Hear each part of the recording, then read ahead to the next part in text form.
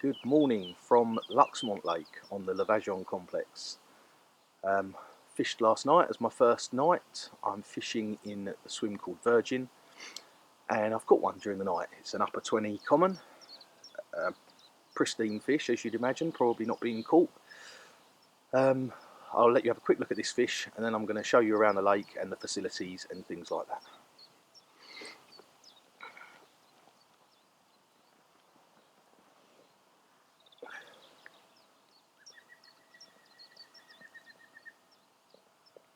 There we go.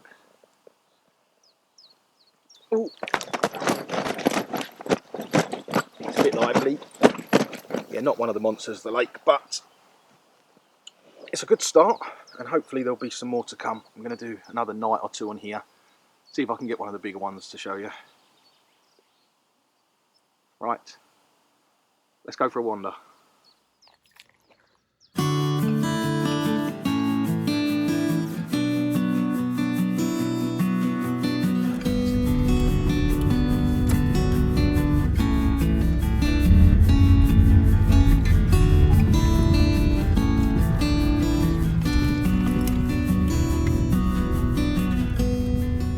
Right, having pulled up alongside the Angler's Lodge, it seems a good place to start, so I'll show you around there first.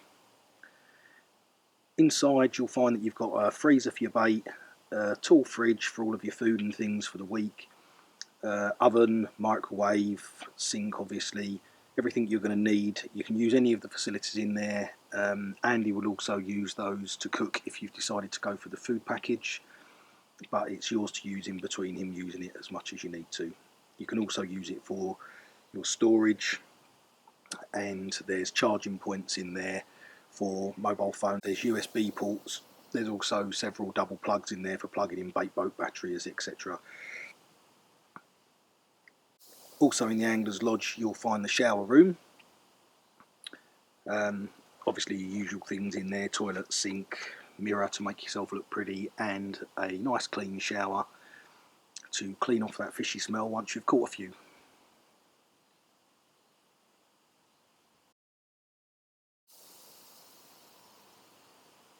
And then outside the Angler's Lodge you've got the seating area.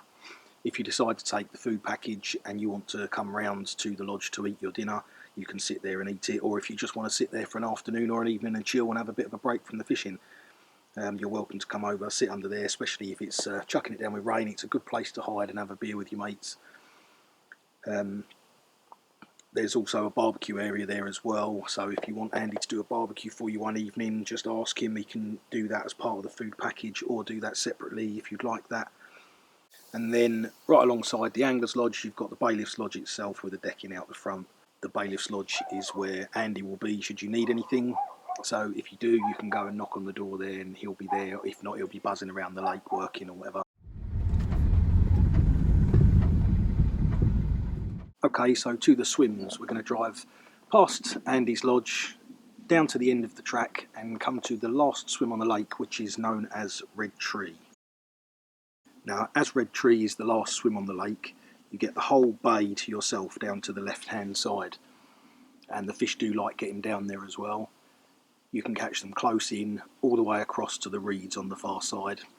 The reeds on the far side are an especially good spot, and you get to fish all the way to the corner as it bends round the point in front of you there, as you can see. Parking is right alongside the swim, as it is in all of the swims on the lake. Wherever you fish, your van will never be further than 15 to 20 yards away. Moving back towards the lodges, you come to Orchard, which is our big double swim. Now, Orchard is predominantly open water, but there are still plenty of features if you take the time to look for them. There's weed beds, gravel patches, nice smooth clay to fish to. My personal favourite spot in Orchard is fishing towards the sunset swim, which is the left hand of the two swims opposite. 15 wraps, so 60 yards. Nice easy casting, nice easy to bait, and there's a nice long gravel strip there, but there are plenty of other spots in that swim as well, again if you take the time to look for them. The next swim closer to the lodge is Dutch. Dutch is similar again to Orchard in that there's a vast amount of open water in front of you, and you can fish to the middle from Dutch. and that does produce fish as well.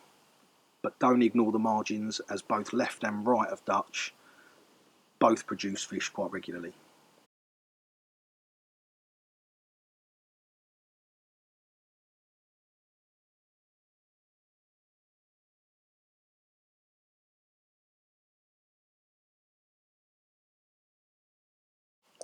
Okay, so we've gone back past the lodges and we're now back on the south bank, and the first swim you come to is the corner.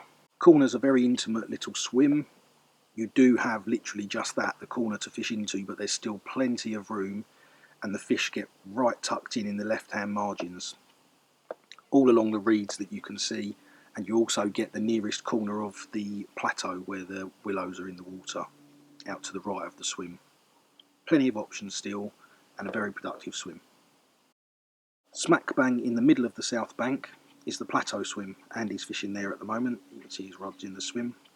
He's going to be fishing there tonight, so not fishing at the moment, he's still working, but his rods are in there ready to go.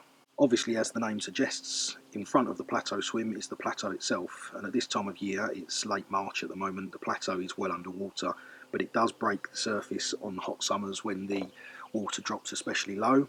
You'll always find fish somewhere around that plateau, and you'll see them show there regularly too. The last swim on the south bank is Virgin, which is where I'm fishing at the moment. It's where I fished last night, it's where I caught that 27-pound common from, and it's where I shall be fishing tonight as well.